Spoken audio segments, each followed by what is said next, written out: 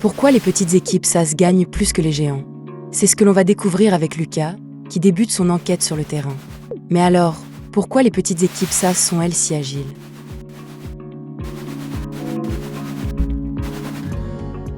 Lucas remarque que la clé réside dans la spécialisation, viser des niches précises où la concurrence est faible. C'est ce qui rend les petites équipes si agiles. Mais alors, comment ces équipes choisissent-elles leur marché de niche? Lucas découvre que, contrairement à la croyance que les géants couvrent tout, les petites équipes ciblent des segments ultra spécifiques.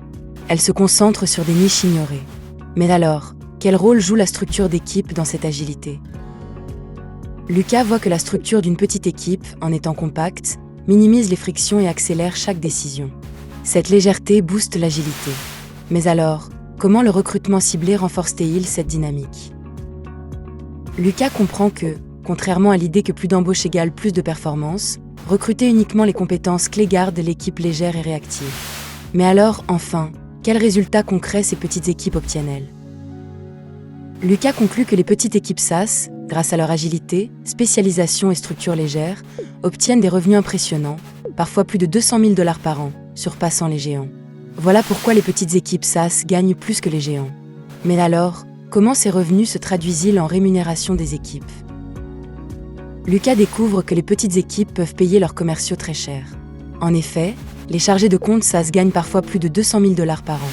Mais alors, comment ces revenus se traduisent-ils en rémunération des équipes? Lucas se demande pourquoi ces salaires sont possibles. La vérité, c'est que les petites équipes gardent des marges élevées grâce à des coûts fixes très faibles.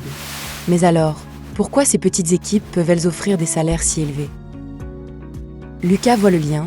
Une marge élevée accélère la collecte de cash. Les startups SaaS visent à récupérer le cash le plus vite possible.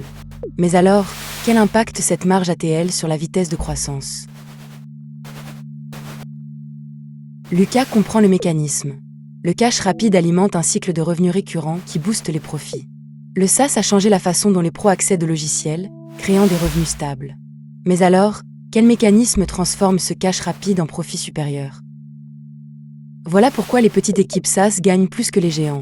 Leurs marges élevées et le cash rapide se transforment en un cycle de revenus récurrents qui booste les profits. Lucas voit enfin que l'agilité l'emporte sur la taille. Voilà toute l'histoire, d'un seul regard. Maintenant, tu sais, dessine-moi le monde.